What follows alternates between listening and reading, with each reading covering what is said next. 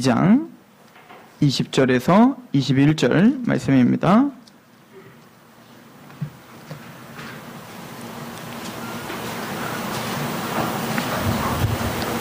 갈라디아서 2장 우리 20절에서 21절까지 말씀.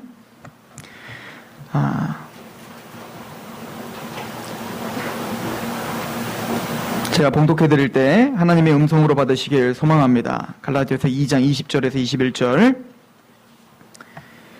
내가 그리스도와 함께 십자가에 못 박혔나니 그런즉 이제는 내가 사는 것이 아니요 오직 내 안에 그리스도께서 사시는 것이라. 이제 내가 육체 가운데 사는 것은 나를 사랑하사 나를 위하여 자기 자신을 버리신 하나님의 아들을 믿는 믿음 안에서 사는 것이라. 내가 하나님의 은혜를 패하지 아니하노니 만일 의롭게 되는 것이 율법으로 말미암았으면 그리스도께서 헛되이 죽으셨느니라. 아멘. 우리 잠시 기도합니다. 만왕의 왕이 되시는 하나님, 이 시간 우리가 마음을 굽옥하고 하나님의 말씀 앞에 서려고 하오니 이 시간 붙잡아 주옵소서. 전하는 입술을 겸손케 하여 주시고 듣는 하나님의 백성들의 귀와 그 마음을 겸손케 하시옵소서. 이 시간 성삼위 하나님만 우리의 왕이 되어 주옵소서. 예수 그리스도의 이름으로 감사하며 기도하옵나이다. 아멘.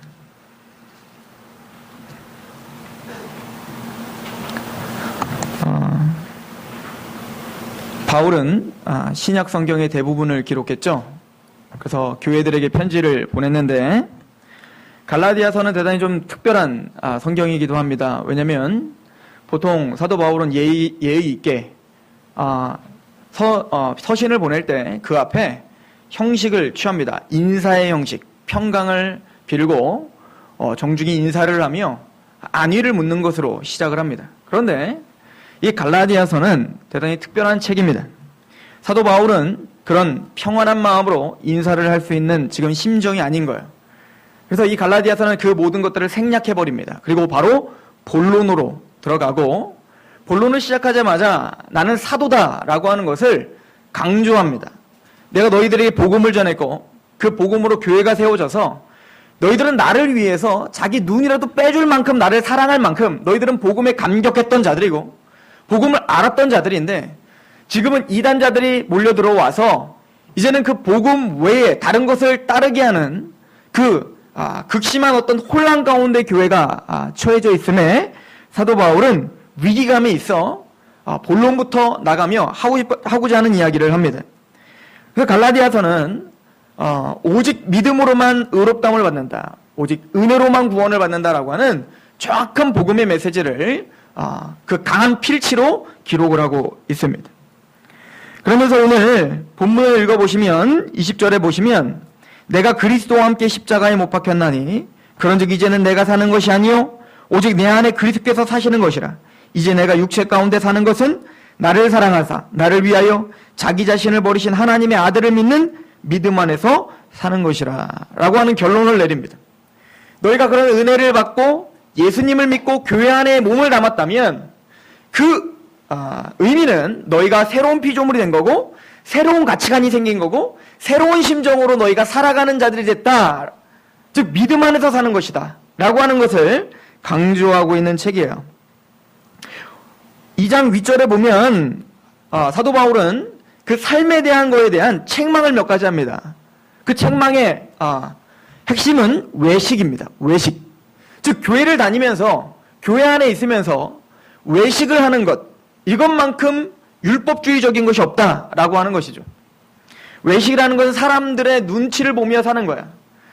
보이지 않는 하나님을 은식하며 사는 것이 아니라 보이지 않는 사람들에 의해서 나의 생활 양식과 패턴을 결정하는 거죠.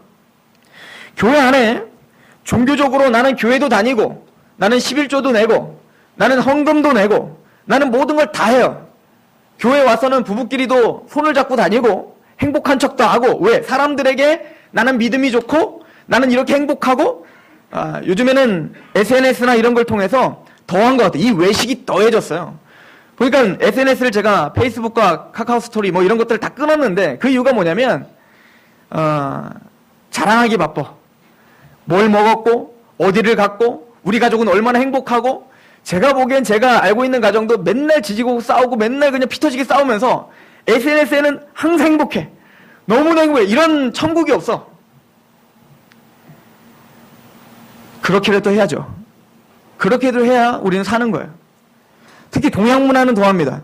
이 동양, 특별히 이 유교적인 사고는 체면 문화. 뭔가 내가 감투를 써야 되고, 내가 뭔가 사람들에게 인정받아야 되는 그 위치에 있어야 되며, 그 명성이 있어야 되며, 이런 것이 없으면 나의 존재 가치가 없어지는 거예요. 이것이 고스란히 교회의 침투에 들어온 겁니다.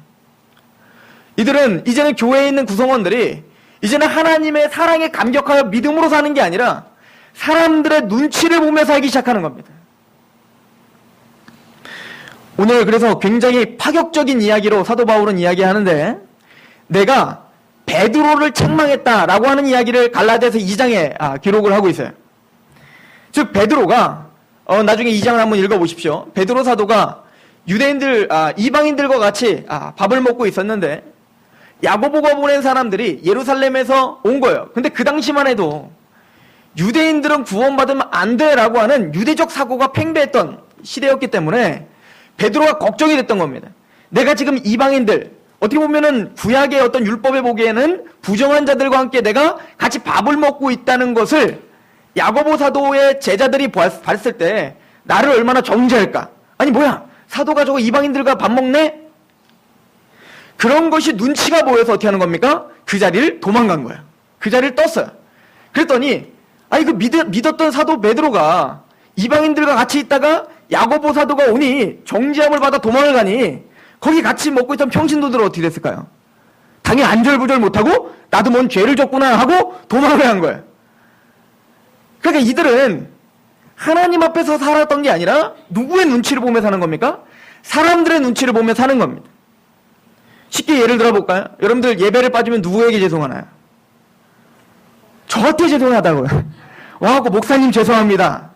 저한테 죄송하지 마세요. 저는 정죄하지 않습니다. 하나님의 눈치를 보십시오. 하나님 앞에서 하시란 말입니다. 하나님 앞에서 예배 드리시고 하나님 앞에서 전도하시고 하나님 앞에서 예물을 드리시고 하나님 앞에서 사시란 말입니다. 이게 복음의 사람이라는 거예요. 근데 이 갈라디아 교회 사람들은 지금 그 율법에 얽매여서 사람들의 눈치를 보며 하나님 앞에 나갔단 말입니다. 외식이에요. 그것을 철두철미하게 지금 사도 바울은 책망하고 있는 겁니다. 두 번째는 외식이라는 것은 사람의 눈치를 보며 하는 것 같지만 그건 사실은 사람들을 위한 게 아니에요. 나를 위함인 거 아십니까? 왜 사람의 눈치를 보죠? 궁극적으로는 그 사람을 기쁘게 하려는 게 아니라 궁극적인 나를 기쁘게 하려는 거예요. 왜요? 내가 신앙이 좀 있는 사람처럼 보여야 되니까.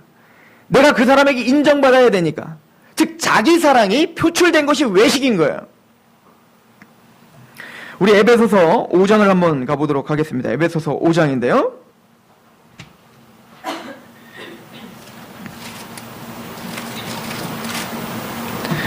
에베소서 5장 8절에서 11절이에요. 너희가 전에는 어두움이더니 이제는 주 안에서 빛이라. 빛의 자녀들처럼 행하라.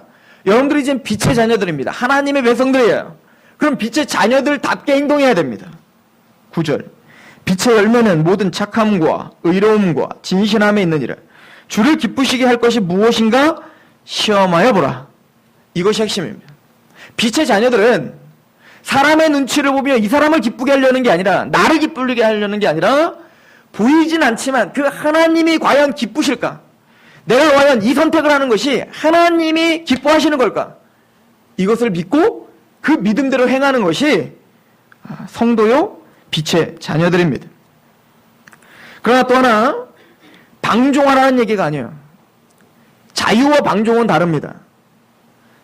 우리에겐 자유함이 있습니다. 구원받은 하나님의 백성들에게는 자유함이 있어요. 저는 여러분들의 정죄할 권세가 없습니다. 우리가 지금 2주 동안 배운 거죠. 비판하지 말라. 너의 들보를 보고 남의 티를 빼지 말라.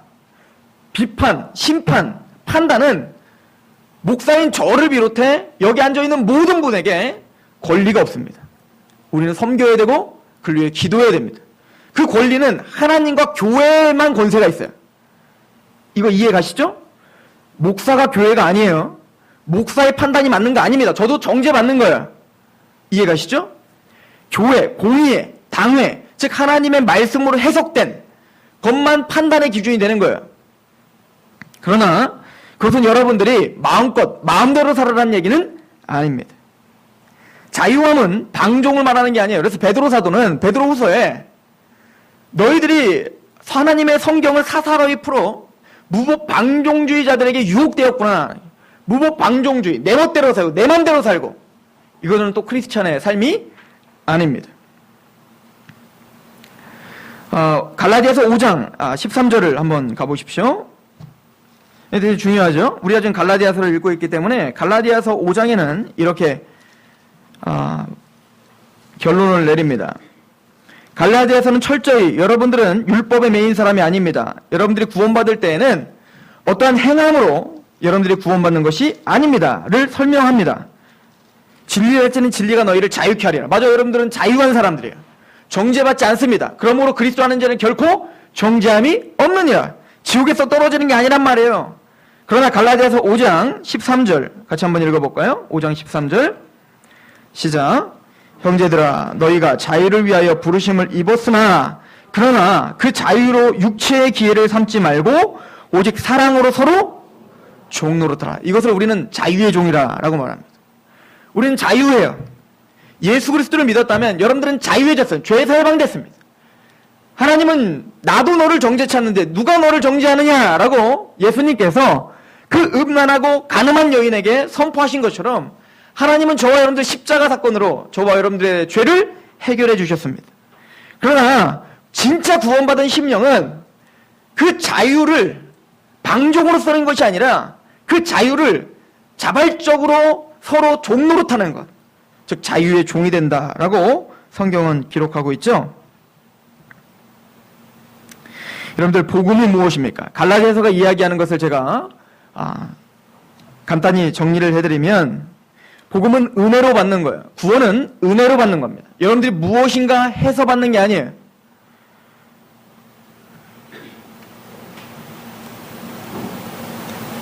구약시대에는 죄를 범하면 그 죄에 합당한 양과 염소나 비둘기나 소 같은 제물을 가지고 성막에 오게 되었습니다. 그럼 성막은 울타리가 쳐져 있고 그리고 그 중간에 문이 하나 있어요. 오직 문은 하나입니다. 이것을 예수님은 요한복음에 나는 양의 문이라 오직 내가 길이요 진리요 생명이니 즉 예수 그리스도만이 우리가 구원의 길이고 하나님께로 갈 수 있는 유일한 통로이다 라고 말씀하신 것과 동일한 모형을 가지고 있습니다. 그리고 이제 성막에 들어가 하나님을 만나는 그 성소와 지성소까지 들어가야 되는데 그 문을 열고 하나님 앞에 나아갈 때 제일 먼저 딱 만나는 곳이 있는데 번제단이라고 합니다. 뭐라고요? 번제단. 이 번제단은 여러분들이 준비한 양과 염소와 소를 죽여서 태워서 제사를 드리는 곳이에요. 그런데 그 번제단은 구약시대 민수기에 보시면 모세시대에 하나님과 모세를 대적한 사람이 있어요. 그걸 고라라고 하는 사람인데 그 고라가 레위지파로서 하나님을 대적한 거였어요. 그래서 하나님은 그때 3,000명을 죽입니다. 3,000명을 죽이고 반역죄는 죽임을 당한다라고 하는 사형죄다라고 하는 것을 선포해 주시죠. 그리고는 그 고라의 모든 향로를 뺐습니다. 노수로 만든 향로를 다 뺏어서 그 향로를 다 녹여요. 다 녹여가지고 그 번제단에 바르게 합니다. 그리고는 거기에 여호와를 기념하라 라고 하는 이것을 이스라엘 백성들에게 기념하라 라고 하는 글자를 새기게 해요. 즉 생각해 보십시오. 여러분들이 죄인입니다. 죄를 범하는 사람들이 그 죄에 합당한 양과 염소와 송아지를 들고 번제단 앞에 갑니다. 제사장은 그 양을 죽여 번제단에서 태워버리죠. 사실은 그 죄는 누가 죽어야 되는 죄입니까? 내가 죽어야 되는 거예요. 근데 나 대신 양이 죽었고 소가 죽어서 번제단 위에 세워지는 거예요. 그리고 그 활활 타는 불에 태워서서 죽는 거예요. 이걸 우리 화목제라고 해요. 그런데 여러분들은 딱 서서 번제단의 그 놋을 보게 될 것입니다. 그 기념하라 라고 하는 말을 보게 될 것입니다. 무슨 얘기죠?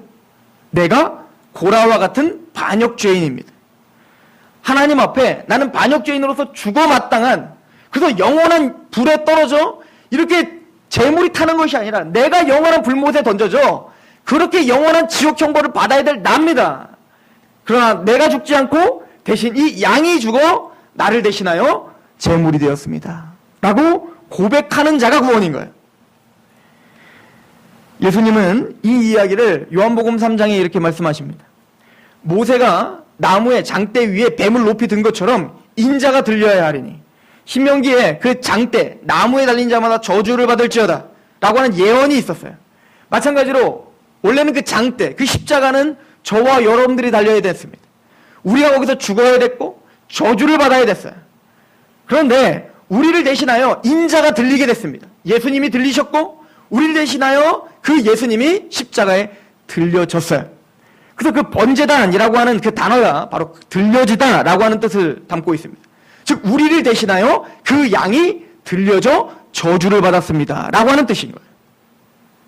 그리고는 그 구절 밑에 어떤 구절이 있죠? 요한복음 3장 16절 하나님이 세상을 이처럼 사랑하사 독생자를 주셔서 이는 저를 믿는 자마다 멸망치 않고 영생을 얻게 하려 하심이라. 이것이 우리가 믿는 복음이란 말입니다.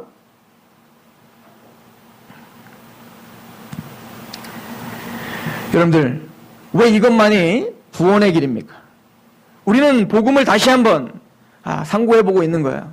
왜 이것만이 구원의 길일까요? 구원이라는 것은 우리가 죄 가운데 빠져 있다는 거잖아요. 그 죄에서 건져져서 하나님의 나라에 임했다는 건데 부처나 마호멧이나 그런 사람들, 공자나 석가나 그 어떤 누구도 구원자가 될 수 없다는 거예요. 세상은 여러분들을 속입니다. 산의 꼭대기는 하나인데 올라가는 길이 여러 가지가 있는 것처럼 불교는 불교 나름대로, 이슬람은 이슬람 나름대로, 아니 그런 종교가 없다면 그냥 정한수 하나 떠놓고 하나님 하면 그 열심과 정성을 다해 하나님이 구원시키겠지 뭐 라고 하는 것은 비성경적이요? 아니 반성경적인 거예요. 하나님은 우리에게 구원을 은혜로 주셨다는 거예요. 이 갈라디아서 핵심이거든요. 너희가 율법으로 할례를 받고 뭔가 행해서 구원받은 게 아니야. 하나님이 근데 왜 우리에게 구원을 은혜로 공짜로 주셨을까요? 값어치가 없어서 공짜로 주셨을까요? 하나님은 우리에게 우리가 인간이 스스로 할 수 없는 것들은 하나님은 은혜로 주실 수밖에 없습니다. 예를 들어서 여러분들 공기가 하루라도 없다면 여러분들 어떻게 될까요? 죽는 거예요. 물이 없다면 어떻게 됐을까요? 햇빛이 없으면 어떻게 됐을까요? 이런 것들은 사람이 만들어낼 수 있는 것이 아닙니다. 그래서 하나님이 선인이나 악인이나 모두에게 다 뭡니까? 동일하게 햇빛을 주셨다라고 말씀하시는 거예요. 은혜를 주실 수밖에 없어요. 그러나 하물며 햇빛이나 공기나 물이나 이 모든 것들은 피조물이죠. 그 피조물을 창조하신 분이 바로 예수님입니다. 예수님은 한 사람이 아니에요. 요한복음 1장 1절에 태초에 말씀이 계시니라. 이 말씀이 하나님과 계셨으니 이 말씀이 곧 하나님이시라. 그 말씀을 통하여 창조되었고 그 말씀을 위하여 창조되었다. 이게 요한복음 1장의 말씀이요, 골로새서 1장의 말씀이에요. 그분은 창조주예요. 그런데 그 창조주이신 예수 그리스도께서 죽어야지만이, 하나님이신 예수님이 죽어야지만이 이루어지는 구원이에요. 그래서 어떻게 여러분들이 할례를 받았다, 세례를 받았다, 헌금을 냈다, 교회를 세웠다, 여러분들이 뭔가 전도를 했다, 여러분들이 뭔가 열심히 살았다로 어떻게 구원을 만들 수 있겠냐 말입니다. 그래서 성경은 말하는 거예요. 복음 외에, 이 십자가 외에, 예수 그리스도 외에 내가 구원을 받고 하나님의 자녀가 되고 의롭다움을 받는데 1점 한 톨이라도 뭔가 기록하고 그것을 덧붙이면 그거는 이단이다 라고 말하는 거예요. 예수 그리스도를 믿는 것 외에는 어떤 복음도 없습니다. 갈라디아서 1장을 보십시오. 그래서 사도 바울은 갈라디아서를 시작할 때 이렇게 시작하는 거예요. 갈라디아 1장 6절.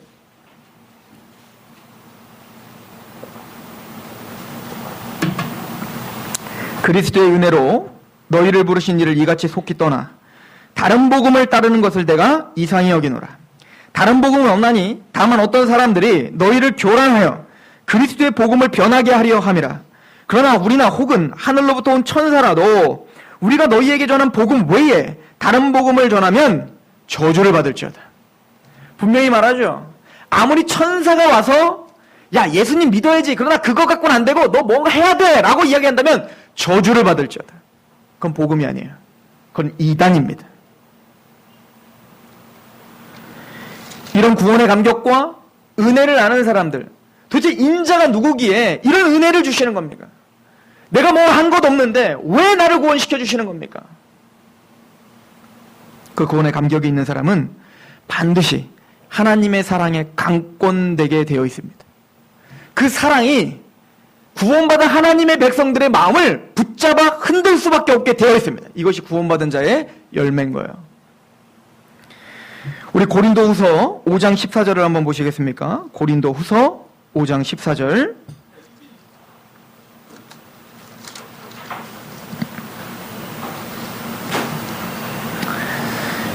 (5장 13절부터) 보시면 고린도후서 5장 13절 291페이지입니다. 우리가 만일 미쳤어도 하나님을 위한 것이요 정신이 온전하여도 너희를 위한 것이니 그리스도의 사랑이 우리를 강권하시는도다. 우리가 생각하건대 한 사람이 모든 사람을 대신하여 죽었은즉 모든 사람이 죽은 것이라. 그가 모든 사람을 대신하여 죽으심은 살아있는 자들로 하여금 다시는 그들 자신을 위하여 살지 않고 오직 그들을 대신하여 죽었다가 다시 살아나신 이를 위하여 살게 하려 함이라. 포인트점이 있는 거예요. 새로운 피조물이 됐다는 것은 그 은혜의 복음이 얼마나 값진 것인 걸 알아. 그 인생 정차가 뒤바뀐 거예요. 이제는 나를 위해 사는 게 아니라 나를 위해 자기 자신을 희생하신 그 예수 그리스도를 위해서 사는 삶, 이것이 교회요, 이것이 성도입니다. 제가 군대를 막 제대하고 어느 계곡에를 놀러 갔어요. 우리 청년 아이들을 데리고 계곡을 놀러 갔는데 봤더니 술판이 벌어졌어요. 한쪽에서 막 춤도 잘 추더라고요. 음악도 없는데 막 술 마시면서 춤추고 노래하고 난리. 그런데 보니까 애들 비명 소리가 들립니다. 그러니까 저 위에서부터 아이들끼리 놀다가 튜브를 타고 둥둥둥둥 떠내려가서, 이제는 그때 막 장마가 막 끝날 시기였기 때문에 물살이 굉장히 빨랐는데 아이들이 빨려 들어가서 죽게 생긴 거예요. 그래서 그때 우리 청년들이 있는데 서로 돌아보기 시작해. 누가 뛰어들어갈까? 저는 뛰어들어갈 수가 없었어요. 새 바지를 입었기 때문에. 그런데 저밖에 수영할 사람이 없어서 제가 들어갔어요. 그래서 얼마나 결단을 하고 들어갔겠습니까? 들어갔는데 그 두 아이, 그 남매였어요. 그 한 아이 두 명을 다 끌고 오려니까 물살이 너무 세니까 내가 못 끌고 오겠어요. 그래서 그 첫째 오빠 보고 너 조금만 기다려. 내가 동생 데려다주고 너 반드시 데리러 올게. 그리고 그 아이를 데리고 딱 올려놨어. 그랬더니 그 아이가 막 나를 발로 차는 거야. 우리 오빠 데려오라고. 알았다고. 그러고 이제는 그 오빠를 데려갔고, 정말 기진맥진해서, 제가 수영을 그렇게 잘하는 건 아니거든요. 그러니까 얼마나 힘들었겠어요. 그래서 그 아이를 딱 올려놨어요. 그랬더니 그걸 뒤늦게 알았던 부모들이 막 달려온 겁니다. 그때 그 엄마가 막 난리가 났죠. 야, 너 왜 거기 갔었어? 너 뭐 왜 그래? 막 그랬더니 그 아빠가 술에 큰간히 채가지고 한마디 하덥디다. 냅둬. 놀게 해. 또 구해줄 거야. 여러분들이 저였다면 어떤 마음이 들겠습니까? 마음이 무너지고 화가 나고 분노가 치밀어 오르지 않겠습니까? 그런데 우리가 그런 사람들인 것 같아요.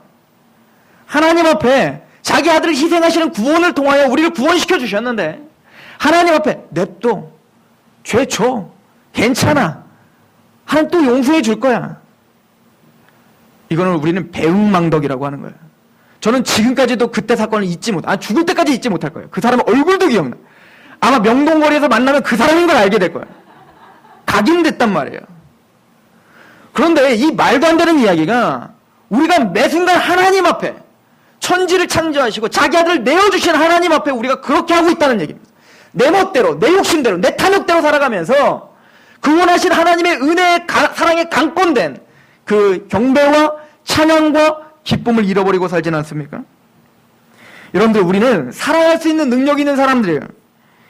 프랑스의 귀족이었던 마네트라고 하는 사람이, 이제는 프랑스가 굉장히 프랑스 대혁명이 일어날 그 당시였으니까 너무너무 이게 혼란스러우니까 런던으로 도망을 간 겁니다. 거기서 그 딸이 있었는데, 루시라고 하는 딸이 있었어요. 근데 그 딸이 프랑스에서 건너온 한 청년과 만나서 결혼을 하게 됩니다. 너무너무 사랑했죠. 근데 그 프랑스에서 건너온 이 청년이 프랑스 대혁명이 일어나면서 자기가 너무 사랑했던 충복이었던 자기 하인이 그 프랑스에 머물러 있다는 걸 알고 그 충복을 구하려고 그 남편이 프랑스로 뛰어들어갑니다. 근데 그 혁명군에게 그 사람이 귀족 출신이었기 때문에 잡힌 거예요. 잡혀서 이제 사형 언도를 받고 그 당시 단두대에서 목이 잘려나가는 사형을 받지 않습니까? 그렇게 사형을 받기로 결정을 했는데 그것을 뒤늦게 알았던 루시가 맨날 마음 아파합니다. 자기 남편이 이제 죽는구나. 얼마나 가슴이 무너지겠습니까? 그런데 그것을 바라보고 있던 한 청년이 나옵니다. 찰스 다네라고 하는 사람이. 근데 이 사람은 이 루시를 마음속으로 흠모했던 사람이에요. 그래서 그 여자가 다른 남자와 결혼했을 때 너무너무 슬퍼서 정말 식음을 전폐할 만큼 너무 가슴이 무너졌던 사람. 그만큼 루시를 너무 사랑했던 사람이었어요. 잘 된 거 아니에요? 까짓거 남편 죽으면 새로 결혼하면 되는 거잖아요. 근데 이 루시를 너무 사랑했던 이 사람은 그렇게 할 수가 없었어요. 그 루시를 위해서 몰래 프랑스에 잔입을 합니다. 그리고는 그 루시의 남편을 빼내줍니다. 그리고 단두대에 그 남편인 척하고 자기가 스스로 들어가 목이 잘려가 죽습니다. 사람에겐 그런 능력이 있는 거예요. 누군가를 정말 사랑하면 그 사랑이 강권되는 행동을 하게 되어 있어요. 안중근은 이등방문이라고 하는 일본 총독을 우리가 하얼빈에서 저격했다는 걸 알고 있지 않습니까? 그때 안중근이 저격을 할 때 그 사람을 죽이고 바로 대자보를 하나 만들었다는 거예요. 그래서 준비해놨다가 총을 쏘고 그리고는 죽자마자 그것을 막 뿌렸다는 거예요. 그리고 잡혀갔어요. 그 글을 읽어드립니다.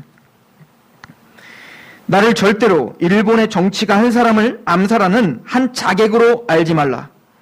나는 대한민국 독립군의 한 사람으로 전 일본 제국을 향하여 싸우노라.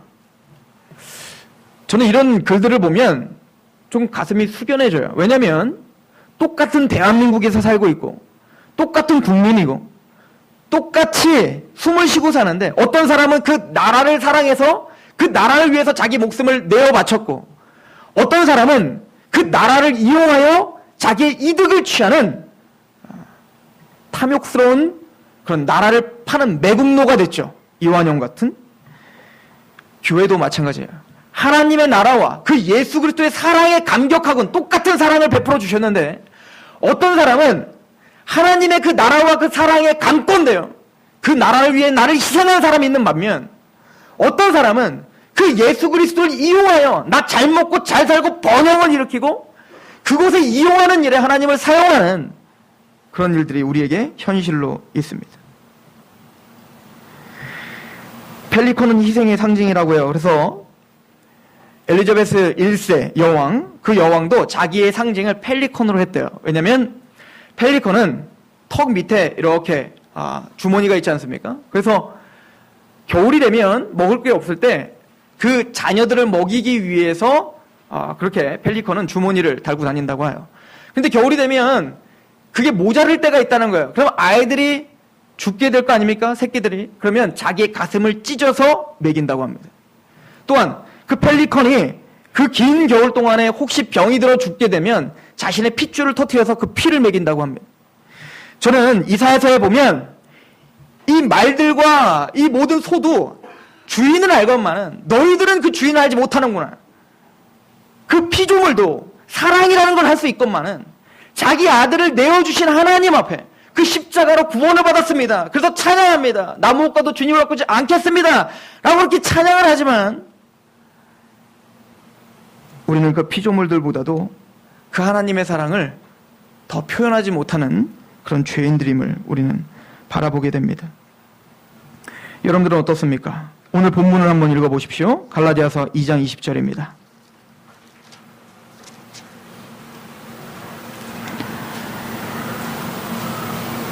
내가 그리스도와 함께 십자가에 못 박혔나니. 여러분들 잘 보십시오. 예수님을 믿는다는 건 내가 그리스도가 십자가에 못 박혔, 내 죄만 못 박혔다라고 사도 바울은 이야기하지 않습니다. 내가 십자가에 못 박히는 거예요. 내 자아, 나의 탐심, 나의 이기심, 나라고 하는 것이 예수님과 함께 못 박혔나니 그런즉 이제는 내가 사는 것이 아니요 오직 내 안에 그리스도께서 사시는 것이라. 그래서 이제부터 살아가는 인생은 덤으로 얻은 거예요. 내 삶이 아니요 나를 통하여 예수님의 인생이 사라져야 되는데 그래서 우리를 그리스도의 편지라고 하고 그리스도의 향기라고 하고 빛이라고 하고 소금이라고 하는 거예요. 그건 여러분들 듣기 좋으라고 말장난하는 게 아니라 정말 여러분들은 빛이고 편지고 소금이요. 이제 여러분들을 통하여 예수님이 일으켜질 거고 하나님이 일으켜질 거고 십자가가 일으켜져야 된단 말입니다. 이제는 내가 육체 가운데 사는 것은 나를 사랑하사 나를 위하여 자기 자신을 버리신 하나님의 아들을 믿는 믿음 안에서 사는 것이라. 내가 하나님의 은혜를 패하지 아니하노니 만일 의롭게 되는 것이 율법으로 말미암으면 그리스도께서 헛되이 죽으시니 이것이 은혜로 구원받습니다 라고 하는 것을 진심으로 고백하는 자의 마땅한 태도인 거예요. 여러분들은 자유합니다. 그 누구도 여러분들 정죄할 수 없습니다. 그러나 그 자유로 방종을 삼지 마시고 그 자유로 서로 사랑하여 종노릇하셔 하나님의 그 복음과 십자가를 여러분들의 온 인격으로 전하는 그런 빛과 소금이 되길 축원합니다. 오늘은 세례식이 있습니다. 제가 이 설교를 하는 이유는 오늘 세례식을 참여하는 하나님의 귀한 백성이 세례의 의미를 알게 하기 위한 설교입니다. 세례식이란 십자가에 내가 이렇게 못 박혔습니다. 내가 이렇게 죽은 자입니다. 내 죄가 다 도말되었고 그래서 나는 영원한 천국을 나의 어떤 행함과 노력과 열심으로 받은 것이 아니라 하나님의 전적인 은혜로 받은 구원받은 자입니다. 그래서 물속에 들어갑니다. 나는 그렇게 예수님이 십자가에 죽으셨을 때 같이 죽은 자입니다. 그리고 물속에서 나옵니다. 나는 예수님이 부활하신 것과 연합되어 새로운 피조물이 되었고 하나님의 자녀가 되었으며 이제는 나를 위한 삶이 아니라 하나님을 위한 복음을 위한 교회를 위한 삶으로 살기로 결정합니다. 공포하고 선포하는 게 바로 세례식입니다. 세례를 이미 받으신 분도 계실 텐데 이따 세례식에 참여하셔서 여러분들이 세례를 받았던 그 의미를 다시 되새기십시오. 그렇구나. 내가 그렇게 세례를 받았지. 내가 그렇게 주님과 함께 십자가에 못 박혔지. 그 믿음을 가지시고 승리하시고 여러분들이 하나님의 영화롭게 하는 예배자이길 소망합니다. 기도하겠습니다.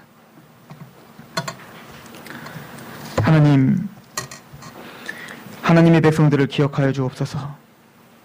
자기 아들을 희생시키며 구원시키신 하나님의 은혜 가운데 우리가 살게 하시옵소서. 오늘 이 말씀이 형식적이고 헛된 말씀이 아니라 우리의 영과 골수와 그 생각을 찔러 쪼개기까지 하는 능력이 되기를 소망합니다. 예수 그리스도의 이름으로 감사하며 기도합니다. 찬송합시다. 찬송가 314장입니다.